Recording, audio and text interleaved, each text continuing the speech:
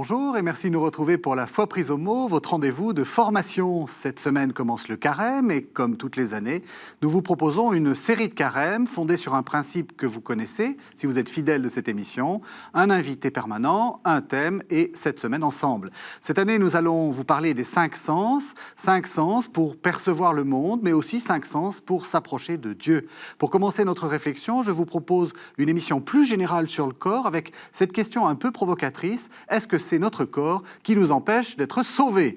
Pour répondre à cette question, 3 invités. Jean-Claude Larcher, bonjour. Bonjour. Vous êtes philosophe, vous êtes théologien orthodoxe et vous êtes également spécialiste des pères de l'Église. Oui. Père Louis-Marie Chauvet, bonjour. Bonjour. Vous êtes théologien, vous êtes professeur honoraire à l'Institut catholique de Paris, vous étiez théologien des sacrements et vous êtes actuellement curé de Deuil-la-Barre. Deuil-la-Barre, c'est où? Diocèse de Pontoise. Diocèse de Pontoise. Et on vous retrouve encore pour une nouvelle série de carèmes. Père Potet, bonjour. Père François Potet, vous êtes curé de Notre-Dame du Travail à Paris. Toujours. Vous envisagez cette série comment? J'envisage cette série Oui. comme très belle. Très belle. Magnifique. Alors, pour commencer donc notre émission sur le corps, j'aimerais peut-être qu'on fasse une première définition et peut-être alors, est-ce qu'on va tordre le cou ou est-ce qu'on va aller dans le même sens à une certaine anthropologie? Je vais le savoir.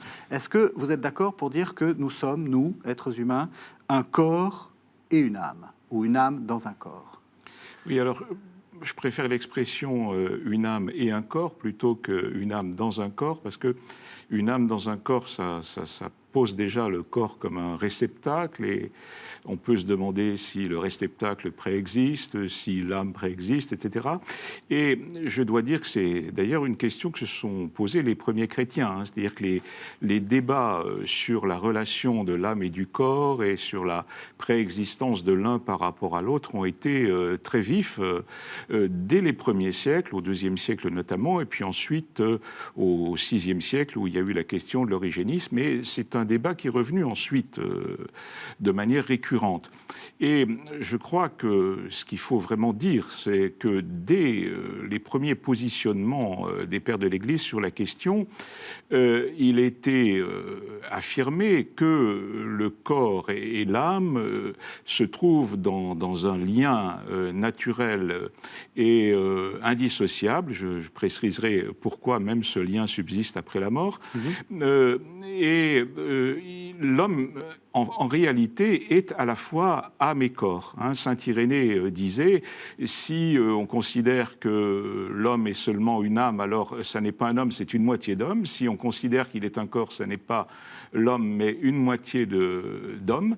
Et donc, les pères de l'Église, dans l'anthropologie chrétienne, ont affirmé dès le départ cette unité très forte, cette relation vraiment intime entre l'âme et le corps, et ont par la suite, avec notamment Maxime le Confesseur et Grégoire de Nice, affirmé que l'union de l'âme et du corps sont simultanées, c'est-à-dire que ni l'âme ne préexiste au corps, comme l'affirmaient les origénistes, ni le corps ne préexiste à l'âme, comme l'affirmait la tradition aristotélicienne, mais que donc, dès la conception, c'est-à-dire donc dès l'apparition de l'embryon, l'homme est âme et corps, et que cette relation entre l'âme et le corps subsiste au-delà de la mort, même si elle ne prend pas la même forme, et elle retrouvera sa plénitude après la résurrection.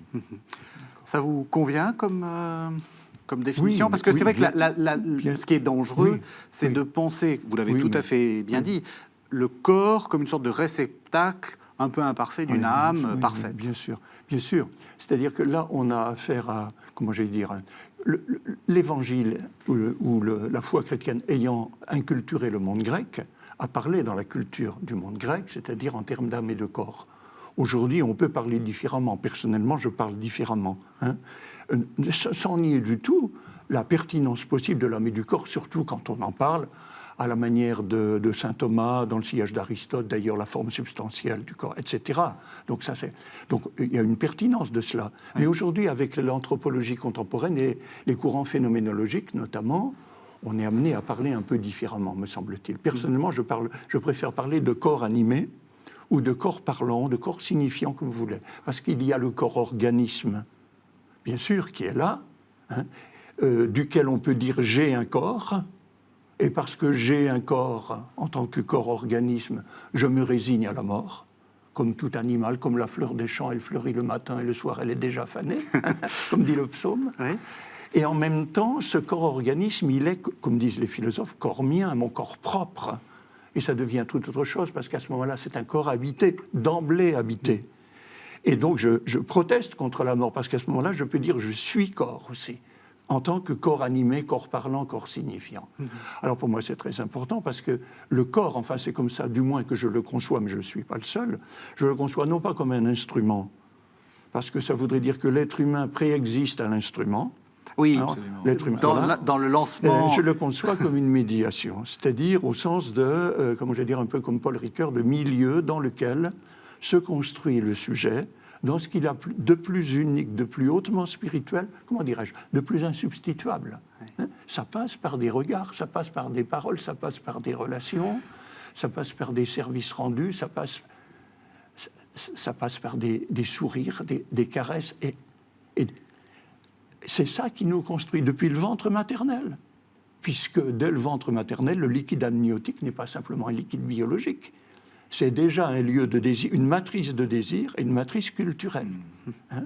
Et a fortiori, une fois qu'on est sorti du ventre maternel et qu'on a suturé l'ombilic, c'est-à-dire signifier au petit que tu ne reviendras pas dans le ventre de maman, ben, il va falloir quand même communiquer, mais communiquer à distance. Et c'est là que toutes les relations, les paroles, les gestes, etc. Enfin bref, pour moi, le corps, l'être humain est inséparable du corps. Il n'y a pas de « je » existentiel sans « je » linguistique, hein, sans « je » grammatical, déjà. Ouais. Ben, on est déjà dans le corps. Le corps, pour moi, c'est la relation. C'est ce qui nous construit. Merci. Et, enfin, je souscris complètement. Moi, j'aime beaucoup cette formule que Jean-Paul II employait souvent. Je suis mon corps. Et je n'ai pas un corps. Alors, biologiquement, le corps organique, effectivement, j'ai un corps qui va mourir, mais même mon corps, il est promis à l'éternité. Et du coup, c'est pour ça que j'ai jamais été très à l'aise avec il faut sauver les âmes, il faut sauver les personnes. Et les personnes à mes corps. Je fais le salut de mon âme, oui, dans l'expression courante, mais je suis pas complètement à l'aise avec ça, parce que mon corps est pour l'éternité, et il faut sauver mon corps aussi. Jean-Claude Larcher, vous êtes... Oui, bon, je pense que, si vous voulez, la tradition occidentale a rectifié un dualisme qui l'a longtemps marqué. Oui, parce que c'est là où on va arriver. Et pas seulement de la faute des théologiens, mais aussi de la faute du cartésianisme. Hein. Il faut dire que... Tout à fait. Je ne suis même pas sûr que ce soit une faute, d'ailleurs, c'était simplement... oui, mais il y a vraiment, on peut dire, un oubli du corps. C'est-à-dire, à partir du moment où mon existence ne se constate que par la pensée, c'est-à-dire que par l'âme, je me définis comme un être dont toute la nature, comme dit Descartes, n'est que de pensée, et qui, pour être, n'a besoin de rien d'autre pour exister. À ce moment-là, le corps devient quelque chose qui est tout à fait extérieur et qui même est relégué à l'état de machine, comme le corps des animaux. Et donc, même le corps n'a pas de sens par rapport à l'éternité, par rapport à la vie future. Et donc, si vous voulez, je pense que ce dualisme, mais aussi lié à un certain mépris du corps hérité de l'augustinisme, je ne dis pas de Saint-Augustin, mais d'une tradition, si vous voulez, qui s'est formée à partir de Saint-Augustin et qu'on va retrouver, par exemple, dans le jansénisme, et qui va, au-delà du XVIIe siècle, se prolonger jusqu'au XVIIIe et XIXe siècle, et qui va s'accompagner, par exemple, du dolorisme, et donc de ce besoin de souffrir pour châtier le corps, considéré comme quelque chose, justement, de pécheur, d'impur, etc. C'est quelque chose qui, conjointement, a fortement marqué la tradition occidentale, et dont elle a maintenant et vous direz que l'Orient... L'Orient a été plus prudent. Oui, parce que il y a eu, si vous voulez, des phases de débat et de controverses qui ont permis aux pères de l'Église, à différentes époques, de mettre les choses au point. Et je dirais que depuis toujours, le corps a eu une importance extrêmement importante, à la fois dans la vie personnelle et dans la vie liturgique, dans la vie communautaire. C'est-à-dire que, d'une part, le corps a été intégré à la vie spirituelle à travers les jeûnes très nombreux, mais aussi à travers une prière qui impliquait des postures, qui impliquait des mouvements du corps, qui impliquait la respiration. Je pense en particulier à la tradition hésychaste, très connue sous la forme plus populaire de la prière de Jésus, mais avec tout un accompagnement qui implique très fortement le corps. Et alors, au XIVe siècle, il y a eu des débats très forts là-dessus, et Grégoire Palamas a souligné non seulement la nécessité et l'importance de l'implication du corps de la prière, mais aussi souligner combien il participait à la grâce que l'homme recevait dans la prière et à la déification finale de l'homme. Et je dirais, on en reparlera sans doute, mais que dans la liturgie orthodoxe, le corps est extrêmement impliqué. Il va y avoir une grosse partie liturgique. Ce qui me... je veux dire, l'importance du corps aujourd'hui, à mon avis, dépasse, à mon sens, aujourd'hui, à cause des courants phénoménologiques, à cause des sciences humaines, de la psychanalyse, etc., dépasse, à mon avis, ce que vous disiez, qui a été constant dans l'histoire. Comment dirais-je ? Le corps est vraiment le lieu dans lequel advient la personne humaine dans sa plus haute spiritualité. Ça, c'est quand même tout à fait important. Et de ce point de vue-là, évidemment, il a fallu réagir contre les courants platoniciens, notamment. Je me souviens de Platon qui, je crois que c'est dans le Phèdre, mais je ne suis pas sûr, disait « Il nous faut aspirer à une vie où il n'y ait place ni pour la joie, ni pour la peine, mais pour la pensée à son plus haut degré de pureté possible, c'est-à-dire une pensée littéralement hors corps. » Alors, aujourd'hui, évidemment, avec les courants philosophiques notamment, cette perspective a été complètement renversée. Le corps, en tant que corps mien, que corps propre, devient vraiment un lieu hautement signifiant. Oui, voilà, c'était le encore que. Alors, allez-y, Père Potet. Il y a justement une tendance aujourd'hui qui renverse tellement la chose que le corps est déifié et que le corps est rechosifié comme une espèce de divinité et pratiquement l'âme au service du corps, enfin, et avec une espèce de culte du corps qui se traduit par tout un tas de choses. Vous parliez des jeûnes dans la tradition orientale, mais aujourd'hui on va payer très cher pour faire des semaines de jeûne, ou bien alors le culturisme, ou bien toutes les trucs qu'on raconte aujourd'hui sur la philosophie de la nourriture, de tas de choses. Et du coup, le corps prend une espèce de place complètement excessive qui empêche la personnification. Oui, il y a cette dérive-là, l'autre dérive. Et du coup, on est quand même entre deux dérives aussi. C'est quand même paradoxal que le christianisme, qui est la religion de l'incarnation, qui est la religion de la résurrection, et pas simplement de l'immortalité de l'âme, mais au fond, l'immortalité de l'âme, ou la résurrection, ça a la même visée que l'immortalité de l'âme. Finalement, ça dit, si Dieu est amour, l'amour de Dieu ne se ferme pas comme une parenthèse au moment où on meurt, donc je suis appelé à vivre en Dieu par-delà la mort. Alors comment se fait cette représentation de ce « je » ? Elle se fait selon la perspective grecque dont nous parlions tout à l'heure, ou bien elle se fait davantage dans une perspective plus sémitique, où le corps, quand même, c'est une autre anthropologie que l'anthropologie grecque, où le corps, où l'être humain est défini comme corps ou comme chair, mais étant entendu que la chair, c'est pas, c'est pas les cellules biologiques.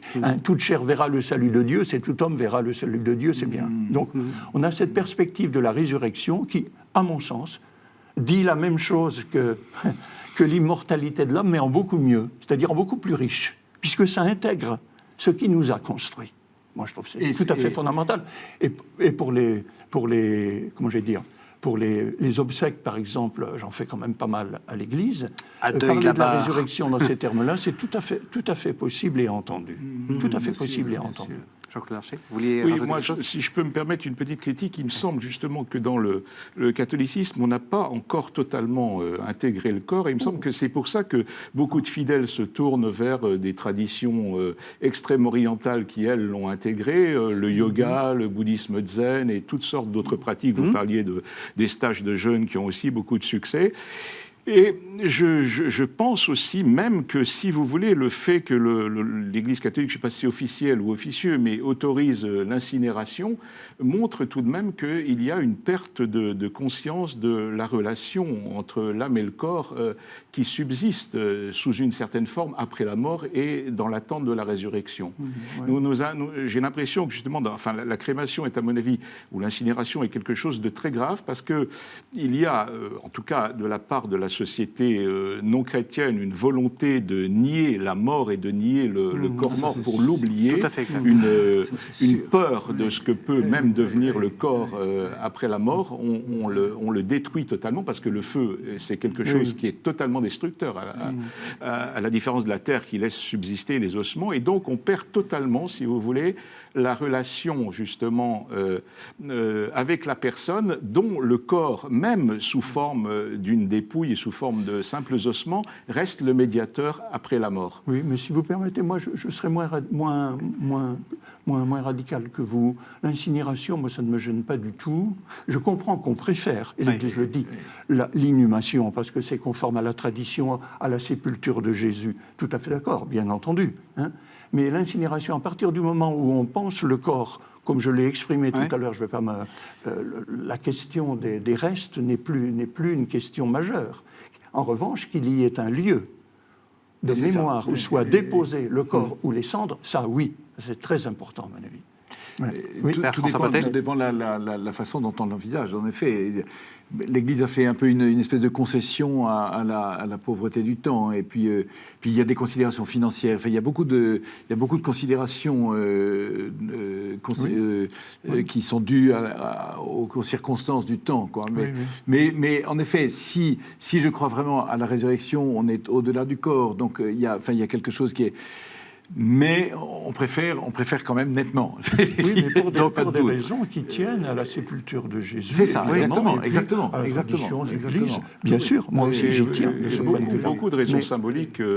Et aussi les soins que dans la tradition chrétienne a toujours donné au corps mort, et également la visite que l'on fait aux morts dans les cimetières, le fait de se recueillir devant des morts dont on sait qu'ils sont d'une certaine manière présents à travers leur reste. Et dans l'Église orthodoxe, on a vraiment cette vénération pour les reliques aussi, qui est très importante et qui témoigne justement de la présence de la grâce divine dans les os d'un saint en l'attente de la résurrection. Alors, il me semble, pour reprendre ce que vous disiez tout à l'heure, que... mais vous allez me corriger, que la théologie catholique est assez claire maintenant sur toutes ces choses, sur ces questions-là. Elle n'est pas forcément reçue partout, et elle n'est pas encore forcément intégrée partout à cause de courants contemporains contraires. Mais la théologie elle-même, et à mon sens, Jean-Paul II y a beaucoup contribué, elle est quand même assez claire. Oui, ça, je pense qu'il y a eu une rectification théologique, mais que c'est un problème effectivement d'assimilation et d'intégration. Ce que vous disiez tout à l'heure est juste au sens, en ce qui concerne la liturgie, au sens où le corps est moins expressif dans nos liturgies que dans vos traditions, dans les traditions orientales, catholiques ou orthodoxes d'ailleurs, parce qu'on va chez les maronites ou chez les chaldéens, le corps il est mis en scène aussi très fort. Mais c'est vrai qu'il y a une tradition très forte. Mais ça, c'est au niveau de la gestuelle, au niveau de l'expression, si vous voulez. Mais autrement, la place du corps dans la liturgie a vraiment une place fondamentale, parce qu'à la messe, il faut y aller, il faut se déplacer avec ses pieds, il fait froid dans l'église, il faut se couvrir, et puis on chante quand même, et la voix est mise aussi, comment j'allais dire, à l'épreuve, en quelque sorte, dans toutes les possibilités. Vous êtes merveilleux, parce que vous me faites une transition parfaite avec le psaume 39, qui va nous permettre justement d'introduire cette deuxième partie de l'émission, la question du corps et de la liturgie. Donc on écoute le psaume 39, les versets 2 à 12. D'un grand espoir, j'espérais le Seigneur. Il s'est penché vers moi pour entendre mon cri. Il m'a tiré de l'horreur du gouffre, de la vase et de la boue. Il m'a fait reprendre pied sur le roc. Il a raffermi mes pas. Dans ma bouche, il a mis un chant nouveau, une louange à notre Dieu. Beaucoup d'hommes verront, ils craindront, ils auront foi dans le Seigneur. Heureux est l'homme qui met sa foi dans le Seigneur et ne va pas du côté des violents, dans le parti des traîtres. Tu as fait pour nous tant de choses, toi, Seigneur mon Dieu. Tant de projets et de merveilles. Non, tu n'as point d'égal. Je l'ai dit, je l'ai redit encore, mais leur nombre est trop grand. Tu ne voulais ni offrande ni sacrifice. Tu as ouvert mes oreilles. Tu ne demandais ni holocauste ni victime. Alors j'ai dit, voici, je viens. Dans le livre est écrit pour moi ce que tu veux que je fasse. Mon Dieu, voilà ce que j'aime. Ta loi me tient aux entrailles. J'annonce la justice dans la grande assemblée. Vois, je ne retiens pas mes lèvres. Seigneur, tu le sais. Je n'ai pas enfoui ta justice au fond de mon cœur. Je n'ai pas caché ta fidélité, ton salut. J'ai dit ton amour et ta vérité à la grande assemblée. Toi, Seigneur, ne retiens pas loin de moi ta tendresse. Que ton amour et ta vérité sans cesse me gardent. Magnifique ça. C'est bien, parce que vous terminez, Ah, parce c'est que c'est ce que j'allais dire. magnifique. C'est beau. Et alors, Ouais. les téléspectateurs l'ont bien vu. J'ai choisi aussi parce Ouais. que c'est la bouche, voici je viens, donc la Ah personne oui, tout bien entière, les entrailles, la justice au fond du cœur. Ouais. En gros, tout l'homme et tout le corps Ah est là pour glorifier Bien Dieu. sûr. Bien sûr. Dans la liturgie, c'est ça. Hein, c'est que ça. Ouais. C'est que ça. On est dans la métaphore constante à partir des sens tactiles ou des sens olfactifs, enfin tout ce que vous Donc voulez. nos fameux 5 sens Les dont on va Mais faire oui, mais la- les cinq ouais. sens, ils sont là tout le sûr, temps, bien sûr. évidemment. Quand je dis Amen, ça veut dire c'est solide comme le roc, c'est l'eureka du chercheur Ouais, ouais. qui trouve que la vérité qu'il vient de découvrir, elle est solide comme le roc, on peut s'appuyer là-dessus, on peut se fonder là-dessus. Mais quand on dit Amen, ça veut dire je me fonde là-dessus pour construire une vie avec Dieu. Voilà. Donc du coup, c'est tactile, c'est-à-dire la métaphore de la tactilité, pour prendre cet exemple très simple, traverse tout Amen dans la liturgie. On n'y pense pas. Oui. Mais c'est comme le sentir. Hein. On offre l'Eucharistie comme un parfum d'agréable odeur, un sacrifice dont le parfum est d'agréable odeur. Hein, alors dans les psaumes, ça sent bon aux narines de Yahvé, c'est comme le sacrifice de Noé, quoi. Hein. Mais voilà, là encore, sentir. Il n'y a pas que l'odeur d'encens, mais au niveau métaphorique, c'est transposé dans la dimension proprement spirituelle. Et du coup, et on peut continuer comme ça, hein, parce que, et là on s'en tient aux sens les plus élémentaires, ceux que Aristote classait d'inférieurs, hein, par opposition aux deux supérieurs qui étaient la vue et l'ouïe, mais on pourrait continuer comme ça tout le temps. Et il n'y a pas que les sens. Hein. Le goût, c'est pareil. Goûter, c'est en latin sapere. La sagesse, la sapientia, c'est ça. Le philosophe, il goûte la sagesse, la sophia. Hein? Et ben voilà, comment je vais dire, la vérité, quand on se l'approprie, on la goûte comme quelque chose, comment je vais dire, qui est à la fois subtil parce que il faut le contact avec la langue et en même temps on s'en déprend. Et du coup, je trouve que c'est une métaphore magnifique pour dire que, par exemple, il fait bon célébrer ensemble dans la liturgie le dimanche. Ça se goûte. Hein, c'est comme le psaume 33 qui accompagnait traditionnellement chez nous la communion. Goûtez et voyez comme est bon le Seigneur. Voilà. Que le vin de l'Eucharistie soit un vin qui est bon est pour moi très important. Ah oui, comment... Mais oui, C'est vrai, mais tout passe par là, quoi. Donc les sens sont sollicités constamment.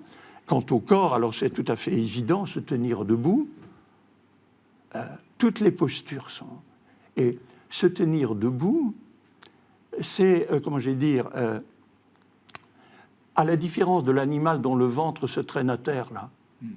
Il y avait un introïde de Carême autrefois, adesit in terra venter noster. Hein, voilà. L'être humain, lui, se tient debout. Et le fait qu'il se tienne debout assure une supériorité. Et ce qu'il y a de supérieur est au-dessus. La tête est plus intelligente que les pieds. Même si on pense mal, si on n'a pas de bons pieds, peut-être. Je ne sais pas, là je vais un peu loin. Hein. Mais voilà, donc du coup, cette verticalité de l'être humain est une manière... Alors, voilà, ça c'est la symbolique primaire. On n'y réfléchit pas. ça nous colle à la peau en quelque sorte, et du coup une manière de dire que l'être humain, c'est autre chose qu'un animal. C'est une manière d'affirmer que l'être humain seul a été créé à l'image de Dieu, je ne sais comment dire. Ouais. Alors forcément, après dans la liturgie, Dieu, il est là-haut, gloire à Dieu au plus haut des cieux. On sait bien qu'il n'y avait pas de Dieu dans le ciel de Gagarine au moment où on envoyait le premier Spoutnik, bien sûr, mais là encore c'est une symbolique verticale qui nous dit que ce qui est supérieur est mis sur une échelle de valeur, comme on dit, au-dessus de ce qui est inférieur. Donc Dieu est tellement au-dessus qu'il est au plus haut des cieux, ou bien qu'on lui dit « Saint, Saint, Saint, le Seigneur », 3 fois, comme s'il n'entendait pas. Mais c'est une forme de superlatif en hébreu. Vous êtes d'accord que dans la liturgie, oui, alors, tout est corps, je dirais que la verticalité est très importante. Dans l'Église orthodoxe, dans les églises orthodoxes, il n'y a pas de siège. Justement, il n'y a pas la possibilité de s'asseoir, sauf des sièges en périphérie pour les personnes âgées, malades, etc. Mais la stature est debout. Pourquoi ? Parce que c'est le symbole de l'homme ressuscité. Mais en même temps, si vous voulez, il y a une multitude de gestes qui impliquent le corps autrement que métaphoriquement. C'est-à-dire que quand, par exemple, on fait des ecténies, ça correspond à peu près, pour vous donner une idée de ce que c'est, à la prière universelle, c'est-à-dire ce sont des demandes qui s'accompagnent ensuite de la prière Kyrie eleison. Les fidèles, en tout cas dans la tradition russe, font le signe de la croix et se courbent ensuite. À chaque Kyrie eleison, il y a pendant la liturgie aussi des moments où l'on fait une petite prosternation, c'est-à-dire où la main droite vient toucher la terre, le corps se courbe complètement, la main droite vient toucher la terre. Dans certaines circonstances, on s'agenouille. Par exemple, toutes les prières de la Pentecôte où l'on fait appel à l'Esprit Saint sont des prières à genoux qui durent assez longtemps, une demi-heure, 3/4 d'heure. Et pendant le carême, une grande importance est donnée aux grandes prosternations. C'est-à-dire que les fidèles se prosternent totalement, front contre terre. On s'agenouille, les mains sont posées à terre, le front vient toucher la terre. Et dans tous les offices, pas seulement dans la liturgie, mais les vêpres, les matines, les heures, s'accompagnent de ces grandes prosternations. Et il y a une prière que l'on dit souvent dans le carême, qui est la prière de Saint Éphrem le Syrien, où donc chaque phrase s'accompagne d'une prosternation et à la fin d'une grande prosternation. Donc il y a cet aspect, si vous voulez, cette importance des mouvements.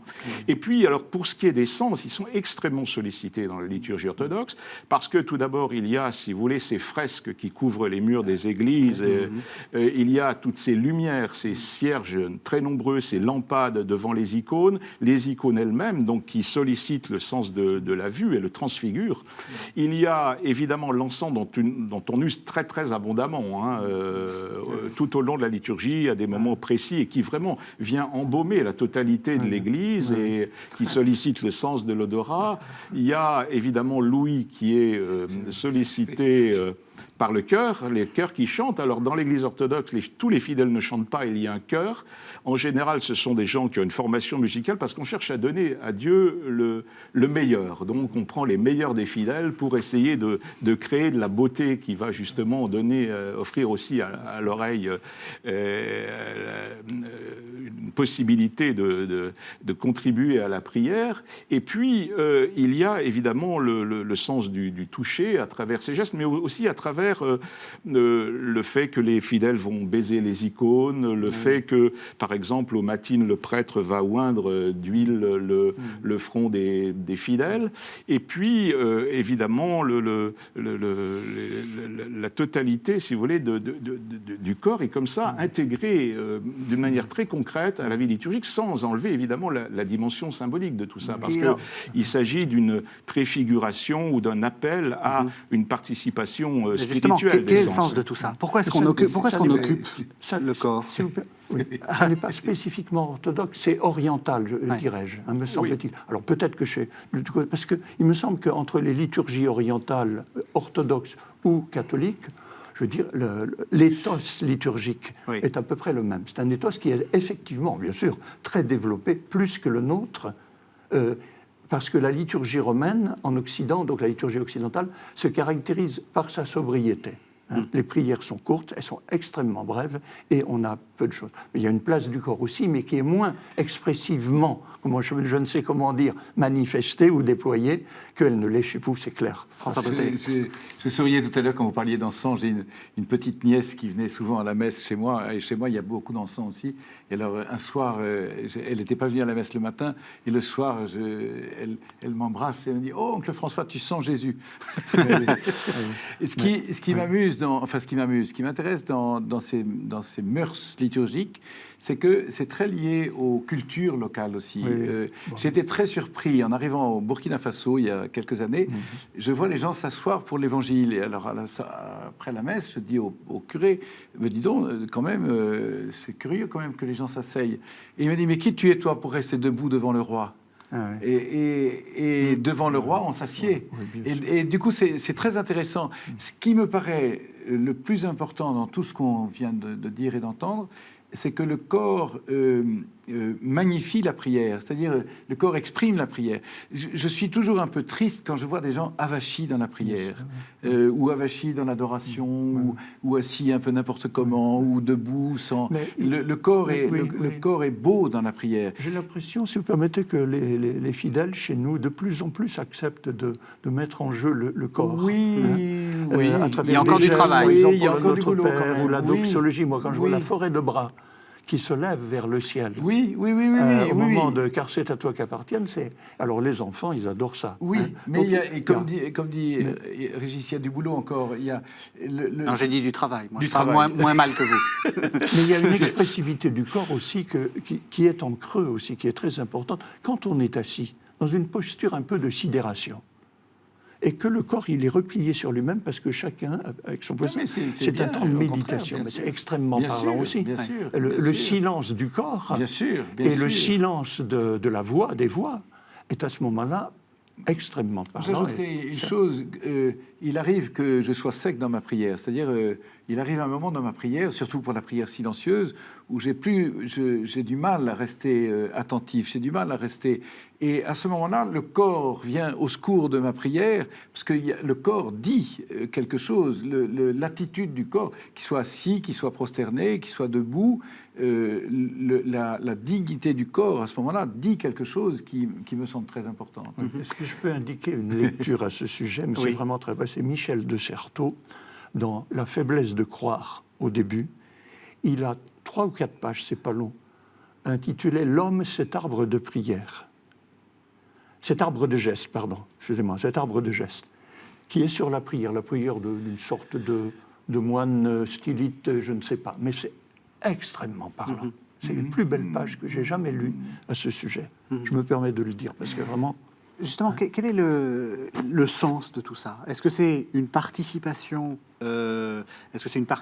histoire de montrer que justement on n'est pas en train de s'endormir et que est-ce que c'est pour inscrire quelque chose dans notre propre corps, donc aller plus loin que simplement écouter? Parce que on est sur nos 5 sens, hein, donc quel est le sens de ça? Je crois que c'est vraiment si vous voulez, dans la conscience que le corps est une dimension de la personne, c'est une participation vraiment du corps à la prière avec les moyens et la nature qui lui sont propres, qui s'associent à la participation de l'âme. C'est-à-dire que l'homme prie comme un tout à ce moment-là, et si vous voulez, le corps lui-même à travers ses gestes.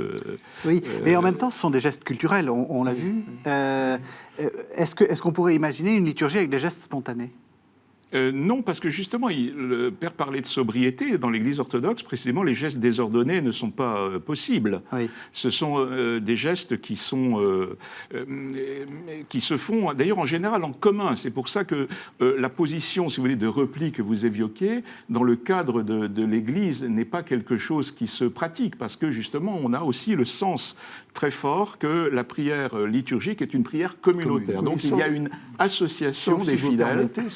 C'est quand tout le monde est assis, il fait silence, mais c'est tout le monde. Le silence, il est communautaire. Il y a une participation. Non, là, c'est pas simplement chacun à sa manière. Mais ce que je veux dire, c'est que ces gestes, si vous voulez, se font tout à fait en commun. Et donc, il y a ce sens de la communauté. En revanche, dans la prière personnelle, le corps intervient aussi, mais plutôt sous cette forme, si vous voulez. Hein, dans la prière hésychaste, la prière de Jésus que l'on pratique justement avec le corps. Saint Grégoire Palamas, au XIVe siècle, s'est beaucoup battu pour affirmer cette participation nécessaire du corps à la prière, d'un corps qui d'ailleurs participera aussi, il s'est battu pour ça aussi, à la vision de Dieu, avec des sens transfigurés.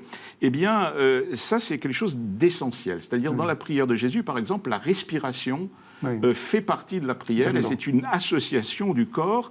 Il y a aussi une union de l'esprit et du cœur qui se fait, non pas seulement dans leur signification métaphorique, psychique et spirituelle, mais aussi vraiment dans leur caractère physique. C'est-à-dire qu'il y a une posture précise dans la prière de Jésus, telle qu'elle se pratique dans la tradition hésychaste, avec une association de la prière avec la respiration, une phase ascendante, une phase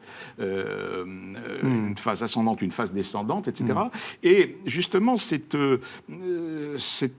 implication du corps dans la prière fait que dans l'Église orthodoxe, on n'a pas besoin de s'adresser à des traditions étrangères comme le yoga ou comme le bouddhisme zen ou comme maintenant, c'est la grande mode, la méditation, pour associer le corps. Et d'ailleurs, la mode actuelle de la méditation, c'est quelque chose qui va dans un sens tout à fait opposé, parce qu'en général, on demande aux gens de se concentrer soit sur leur respiration, soit sur quelque chose qu'ils aiment, qu'ils imaginent, etc., alors qu'il s'agit dans la prière de Jésus de se concentrer exclusivement sur les mots de la prière, d'être vraiment attentif et sobre à la fois, de manière à réaliser une union à Dieu à laquelle le corps s'associe et participe, parce que justement, l'être humain est un tout indissociable. Oui. Mais pour moi, le corps, si j'ai été amené personnellement dans mon itinéraire théologique à m'intéresser au corps, donc le livre « Le corps, chemin de Dieu » est une manière il y en a d'autres, mais c'est parce que j'étais confronté à cette question, comment est-il possible que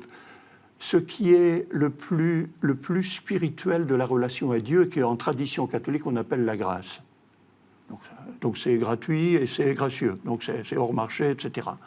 Comment peut-on dire que la grâce de Dieu, dans sa dimension toute spirituelle, nous advient lorsqu'on y va à l'Église, c'est-à-dire lorsqu'on fait baptiser l'enfant ou qu'on a été baptisé soi-même, avec de l'eau et pas avec autre chose, on a prononcé la parole au nom du Père et du Fils et du Saint-Esprit et pas une autre en disant elle est bien l'équivalent, non, etc. Pourquoi faut-il passer par ça? Alors ça a été une source de réflexion immense, parce qu'on est devant un paradoxe a priori, mais moi je crois que ça a été un chemin, enfin pour moi en tout cas extrêmement fructueux, quoi. Finalement... La réponse c'est quoi? C'était, comment dirais-je... comment dire, on va à Dieu, on devient chrétien par les pieds, quoi, au fond. Au fond, finalement, c'est ça. Il faut y aller. Évidemment, après, mais étant entendu que les pieds sont ici une métaphore d'une démarche qui est une réponse à un appel de Dieu, etc., etc., etc. Mais le corps a une place irremplaçable. On parlait de l'encens tout à l'heure. Quand dans les obsèques, il y a le rite de l'encens. C'est magnifique, j'aime beaucoup ce moment. Et maintenant, il y a des gens qui disent « je suis allergique à l'encens » dans le machin. Alors on dit « mesdames, messieurs, parce qu'on ne ferait plus d'encens. Il y aura toujours dans l'Assemblée une personne qui dira « moi je suis allergique, il ne faut pas ». Et les minorités sont persécutées. Non, vous voyez ce que je veux dire? Ben non. Donc voilà, donc les gens s'écartent un peu, mais on fait ce rite de l'encens, lequel devient prière. L'encensement, c'est magnifique. Quand on dit à la personne que l'on enterre, Julien, je sais pas moi... Vous avez été créé à l'image de Dieu, par la foi et le baptême, vous avez été configuré au Christ, vous êtes devenu le temple de l'Esprit Saint. En signe de respect pour vous, voici cet encens, qu'il monte vers Dieu avec notre prière, ou même qu'il monte vers Dieu comme notre prière, parce qu'il y a des personnes qui ne savent plus prier, et pour qui, j'allais dire, une espèce de projection d'eux-mêmes dans l'encens qui monte peut être leur forme de prière, je ne sais pas comment dire. Mais là, on est vraiment au ras du corps. Non, je ne sais pas si c'est tout de suite, mais il y a encore des choses à dire. Et parce qu'il y a malheureusement beaucoup de choses à dire. On parle de la dignité du corps, irrémissible dignité du corps. Alors je vous propose qu'on entende un deuxième texte. C'est le fameux texte de la première épître aux Corinthiens. C'est le chapitre 6, ce sont les versets 15 à 20. C'est justement l'idée que le corps, de toute façon, est digne, quelles que soient les circonstances. Ne le savez-vous pas? Vos corps sont les membres du Christ. Vais-je donc prendre les membres du Christ pour en faire les membres d'une prostituée? Absolument pas. Ne le savez-vous pas? celui qui s'unit à une prostituée ne fait avec elle qu'un seul corps. Car il est dit, tous deux ne feront plus qu'un. Celui qui s'unit au Seigneur ne fait avec lui qu'un seul esprit. Fuyez la débauche. Tous les péchés que l'homme peut commettre sont extérieurs à son corps. Mais l'homme qui se livre à la débauche commet un péché contre son propre corps. Ne le savez-vous pas ? Votre corps est un sanctuaire de l'Esprit Saint, lui qui est en vous et que vous avez reçu de Dieu. Vous ne vous appartenez plus à vous-même, car vous avez été acheté à grand prix. Rendez donc gloire à Dieu dans votre corps. Voilà, alors que faire de ce texte très, très célèbre, très connu, qu'on a aussi beaucoup moralisé en disant en gros, il ne faut pas aller voir les prostituées. Qu'est-ce qu'on en fait de ce texte-là ? Comme si toute la morale était justement dans s'abstenir des prostituées. Voilà, c'est ça, exactement.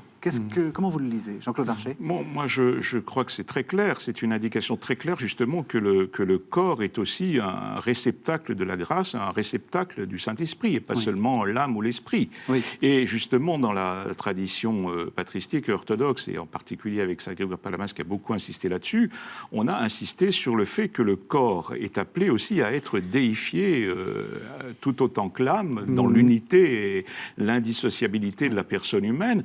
Et justement, cette déification du corps, si vous voulez, c'est une participation pleine et entière du corps à la grâce qui s'accomplit évidemment en plénitude après la résurrection. C'est d'ailleurs pour ça que Dieu redonne à la résurrection à l'homme son corps. C'est pour que le corps, lui aussi, soit associé à la gloire que Dieu octroie par sa grâce aux fidèles. Mais l'homme en reçoit déjà les arts en cette vie. Les saints, si vous voulez, font l'expérience de la gloire à travers la lumière incréée de Dieu qu'ils voient et reçoivent tout entier avec leur âme et avec leur corps. Et donc, si vous voulez, ce texte indique très clairement, si vous voulez, que précisément le corps a la plus haute dignité qui soit, mais qui tient évidemment, on ne l'a peut-être pas suffisamment dit au début, au fait que Dieu a créé le corps, je dirais, presque avant l'âme, parce qu'on dit Dieu fit l'homme à partir de la poussière de la terre. Et c'est seulement ensuite qu'il met l'âme. Donc on peut discuter s'il s'agit de l'âme ou de l'esprit lui-même. Mais en tout cas, si vous voulez, cette dignité du corps apparaît. Et quand on parle d'image et de ressemblance de Dieu, un certain nombre de pères ont dit que l'homme a été créé à l'image de Dieu, non seulement avec son âme, mais aussi avec son corps. Ce qui est assez paradoxal, parce que Dieu n'est pas corporel, mais justement à travers la beauté du corps, la beauté de Dieu se reflète. Et certains théologiens ont dit, par exemple Saint Irénée au IIe siècle, mais aussi Nicolas Cabasilas, théologien laïque du XIVe siècle, ont dit qu'en fait l'homme a été créé à l'image et à la ressemblance du Verbe incarné, parce que le Verbe se serait de toute façon incarné, même si l'homme n'avait pas péché, pour parfaire justement l'œuvre de Dieu à travers lui. Et donc, si vous voulez, cette dignité apparaît dans la création de l'homme à l'image de Dieu, et puis surtout dans le fait que le Christ s'est incarné. C'est-à-dire que Dieu, et les pères se sont battus aussi contre les hérétiques, et notamment de la tradition platonicienne pour affirmer ça, Dieu, en s'incarnant, a pris non seulement une âme et un esprit, mais aussi un corps, et à partir du moment où Dieu habite le corps, ce corps devient divin dans la nature humaine du Christ, mais aussi le corps de tous les hommes qui vont ensuite s'unir au Christ dans l'Église va pouvoir être divinisé par cette grâce acquise par le Christ.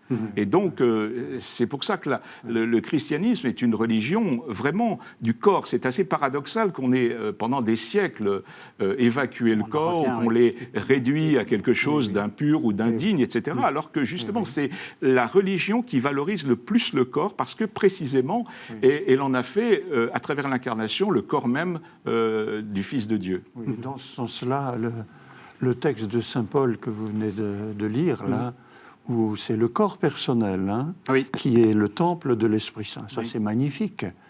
Saint Paul, généralement, quand il parle de... Donc, d'abord, l'image du temple est superbe, parce que ça évoque le temple de Pierre, le temple de Jérusalem, qui a été détruit, etc. Dans le 4e évangile, c'est le corps de Jésus, mais lui parlait du temple de son corps.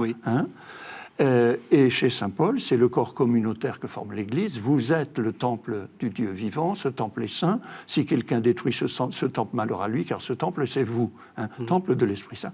Et aussi, il l'applique au corps personnel, là, dans la première aux Corinthiens, le passage qu'on a lu. Et c'est très important de rappeler ça, à mon avis. Dans les obsèques, tout à l'heure, je faisais allusion à l'encensement, je rappelle ça. Vous êtes devenu le temple de l'Esprit Saint. Votre corps est devenu le temple de l'Esprit Saint. Alors évidemment, et vous le rappelez, ça magnifie le corps. Vous le rappelez face à la mort qui, justement, est en train de détruire ce corps. Oui, d'accord. Mais oui, bien sûr. Et pourquoi? Oui, mais comment j'allais dire non, mais ce je... Alors je reviens à ce que je disais au tout début, si vous permettez. Oui. Ce je qui est appelé à vivre en Dieu, il s'est construit à travers le corps.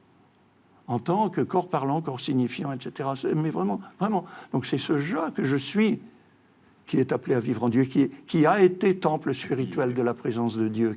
Voilà. Puis dans la résurrection de la chair, quand même, il y a le temple de Dieu ne sera pas détruit. C'est quand même... Si quelqu'un détruit ce temple, voilà, c'est le fameux passage de 1er aux Corinthiens. Je voudrais insister, mais juste l'évoquer, parce qu'on a tellement peu de temps pour dire ça, mais dans la création du corps, merci d'avoir rappelé la création, parce que la création du corps, le corps à l'image et à la ressemblance de Dieu, c'est pas l'homme tout seul ou la femme tout seul, c'est l'union des deux, comme disait toujours Jean-Paul II.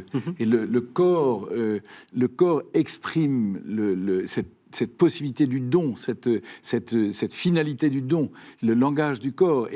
Enfin, on a parlé du corps, mais le corps masculin et le corps féminin, qui est le corps humain, je ne peux pas voir l'un sans l'autre. Et tout le corps, la signification du corps, c'est cet appel au don, cet appel au don ou à la réception du don.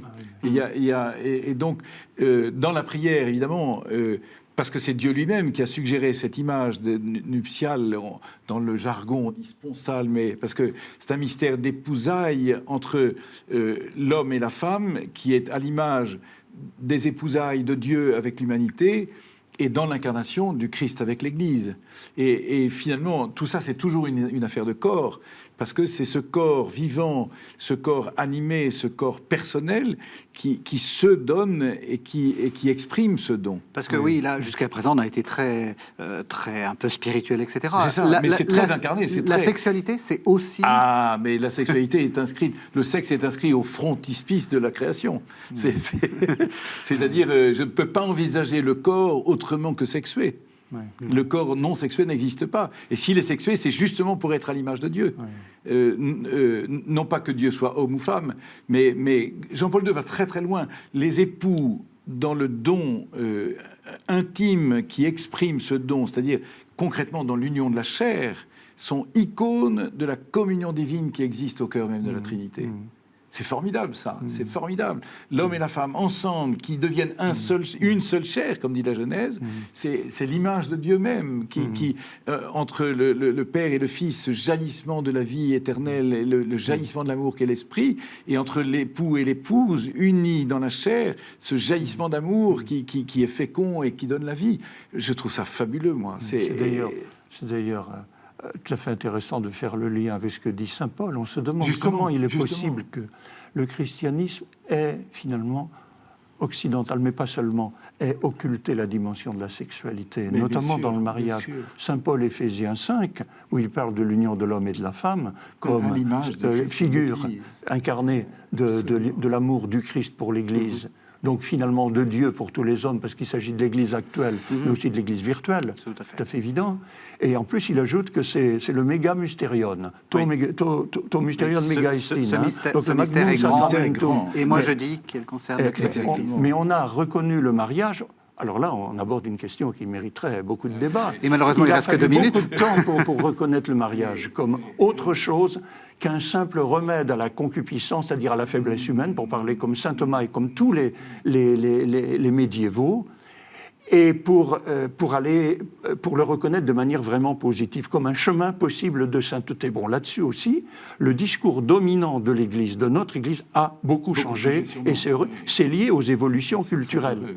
Parce que s'il y a un pessimisme à l'égard de la sexualité, notamment chez les pères de l'Église, mais qui s'est poursuivi chez les médiévaux, ça tient moins à leur enracinement biblique qu'à la culture de l'époque, une culture où il fallait se démarquer négativement de ceux qui méprisaient complètement le corps, notamment les encratites, etc., ou alors de positivement une culture dans laquelle les philosophes grecs finalement essayaient de faire de la vie quelque chose d'idéal qui s'abstienne de la sexualité. Donc les pères de l'Église ne pouvaient pas être en reste par rapport à ça. Mais ça tient plus à leur culture qu'à la Bible. La Bible est assez positive, même très positive sur le corps et sur la sexualité, me semble-t-il.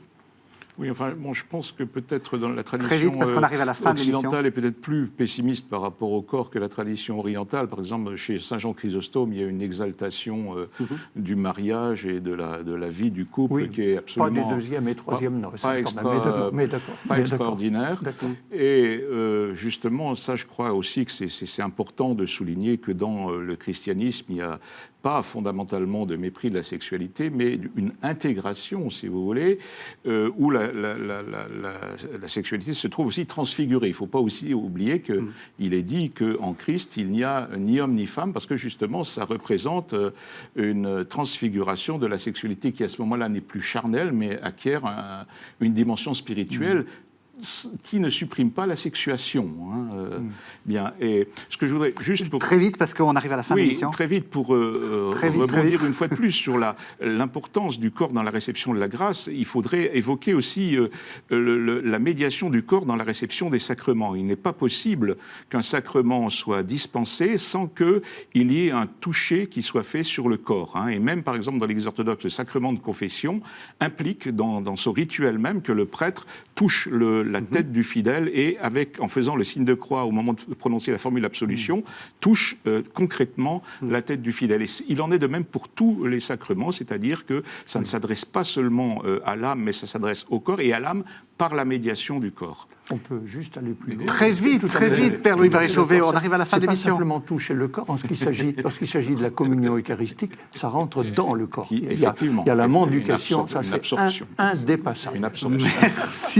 Merci à tous les trois. C'était une émission tout à fait passionnante. Alors, je rappelle votre livre, Jean-Claude Larcher, on l'a vu passer plusieurs fois à l'image. C'est donc Théologie du corps, c'est paru aux éditions du Cerf. Et puis vous avez évoqué, Père Louis-Marie Chauvet, Le corps, chemin de Dieu aux éditions Bayard. Merci à tous les trois.